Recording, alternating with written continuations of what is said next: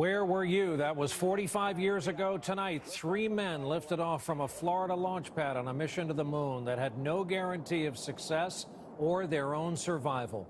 They were the living embodiment of the right stuff. Apollo 11 was the culmination of the space race, a dead sprint against the Russians for a decade, who these days, ironically, offer the only ride to space for our American astronauts. Of the original 3 Apollo 11 astronauts, Buzz Aldrin and Michael Collins survive. Neil Armstrong died 2 years ago this summer. Closer to Earth in airplane news, a bad ride on a South African Airways flight from Joburg to Hong Kong. 20 injuries in a bout of clear air turbulence. Some passengers' heads cracked the overhead compartments. More proof you need while seated, as they say.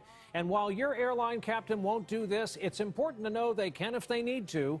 This is the work of a test pilot flying the Boeing 787, the big annual European air show, taking out for a spin, cranking off a vertical takeoff just like they do in an F-16. These are good times for Boeing back home in Seattle. Qatar Airways just ordered 50 of the new generation 777X jets with an option to buy 50 more. That's a $19 billion product launch for Boeing. The folks at the Insurance Institute for Highway Safety, the people who are always crashing perfectly good cars, they are out with an interesting list of the safest used cars for parents of non-rich kids who want their kids to have a safe ride. There are some surprises on the list, including cars you can't quite envision kids driving, like the Lincoln MKS, the Buick Regal, and LaCrosse. Smaller and more reasonable choices include the Prius, Accord, and Camry.